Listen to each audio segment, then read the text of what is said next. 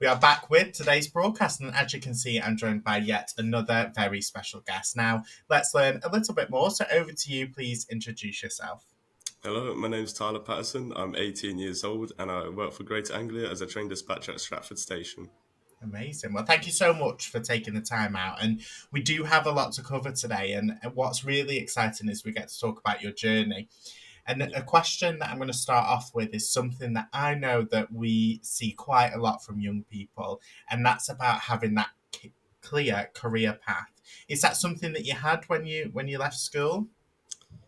Definitely not. I did not have a clear career path. I was very focused on one job, but which was a police officer, but I wasn't very confident in wanting to do it. So I also had a wanted to become a train driver on mind. So I was balancing between wanting to become a police officer and a train driver. But I also wanted to go to college to study for stuff before I started a job.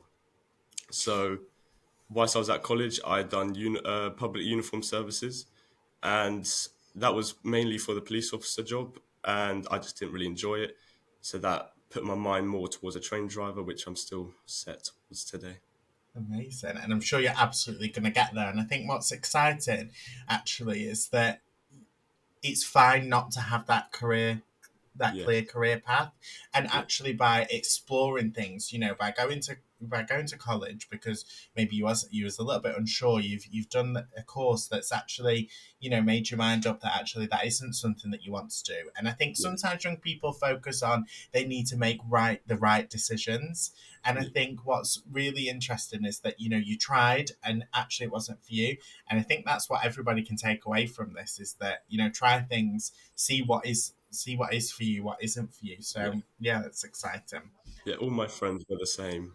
They just didn't know what they wanted to do either. So It's a lot of pressure though, isn't it, for a young person, yeah, like to think about what they're effectively and potentially going to do for the rest of their life. I mean, exactly. it's a lot to think about. So what made you then apply for the Greater Anglia pre-employment scheme at 17? So I was looking at different companies because at the time I recently moved to London. Excuse me. So obviously in my area, I have a lot of different train companies that I could apply to. My closest is Southeastern, but I originally lived in Norfolk, so Greater Anglia was my closest one. I had a bit of connection with Greater Anglia before.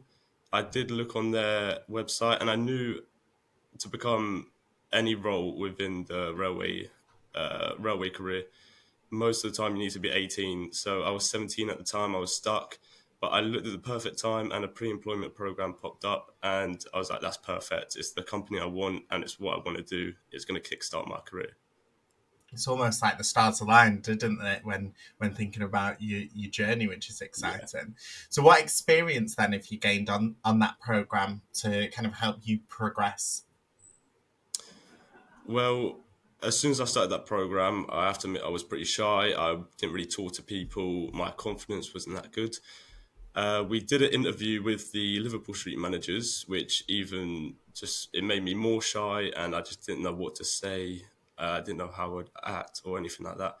But as soon as that was over, it was like heavy weights off my shoulders, sorry, and yeah, and then we continued the pre-employment program, and we just learnt about how to deal with customer service, how to basically talk to people, and that just brought my whole confidence up to the max, basically. So even if people feel stuck on the platform, I'm going up to them in case they're too shy to ask for help or they have anxiety or whatever. It's always good to just go up and give a little bit of help. Absolutely. And that's something that everybody can take away from this, is that it's okay not to know how to act. I think sometimes a lot of pressure is on that you need to be a certain way, you need to have a confidence when you're going for interviews and things like that. But it might be for some young people the first time that they've ever had to communicate professionally, and I think it's fine. And companies and Greater Anglia, I mean, is amazing anyway, but they Yeah, know that potentially this is the first time that you'll have had to speak professionally, or conduct yourself in a professional manner. So I think it's fine not to understand and fine not to know. yeah, and that's the good thing. They understand that and they really help you with it as well. thinking about then skills for young people. So, you mentioned there about kind of that confidence issue that you had and something that you've improved on with that. What skills do you think that young people need to, I suppose, succeed in today's job market? I guess it goes back to what I was saying, just really being confident as you you can learn and develop your skills whilst on a job as yeah, some jobs may require skills, but at the same time, it's good to also go into a job and learn new things because you could also carry that on throughout your whole career. But to start off with, I think communication is definitely key in anything, and that will just boost any type of skill. Absolutely. What attracted you then to Greater Anglia to begin with? Like I said, I used to live in Norfolk, and it was my main train company that I used. It's just more of like a memory thing. I used to travel on Greater Anglia to Norwich with my dad and mum, and it just is close to my heart because of family. I love that.